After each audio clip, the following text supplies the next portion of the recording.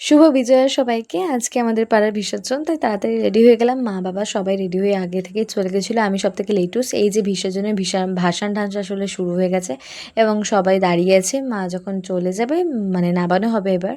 তো এর মধ্যেই আমাকে একজন সিঁদুর পুরা মুখে ভর্তি করে দিয়ে চলে গেছিলো। সেটা বড় কথা না, বড় কথা হলো কি, আমাকে এমন লাগছে যদি আমি এক্ষুনি ব্যাংকে যাই না, আমার মুখ দেখে রঘু ডাকাত ভেবে সব টাকা পয়সা আমাকে দিয়ে চলে যাবে। এক্সট্রা করে খাটনি করে আমাকে আর পিস্তল বার করতে হবে না।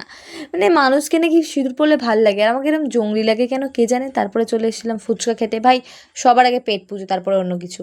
আর একজন ফুচকা খেয়ে আসছি, সিঁদুর লাগিয়ে দিয়ে চলে গেল। সেই সিঁদুর দেখে আমার নাকে পড়েছে। ভাই কে আমাকে এত ভালোবাসে ভাই, নাকে সিঁদুর পড়ছে, মেহেন্দির রঙ এত গাঢ় হচ্ছে, আমি না ডিপ্রেশনে চলে যাচ্ছি। আমি ডিপ্রেশনে রীতিমতো, যে কে ভাই এত ভালোবাসে ভাই, মানে কিছু বলার নেই। তো যাই হোক, মা দুর্গাকে এখন বার করছে। শেষে সবাইকে মানে এটাই বলা যাচ্ছে, আবারও ৩৬৫ দিন আমাদের অপেক্ষা করতে হবে।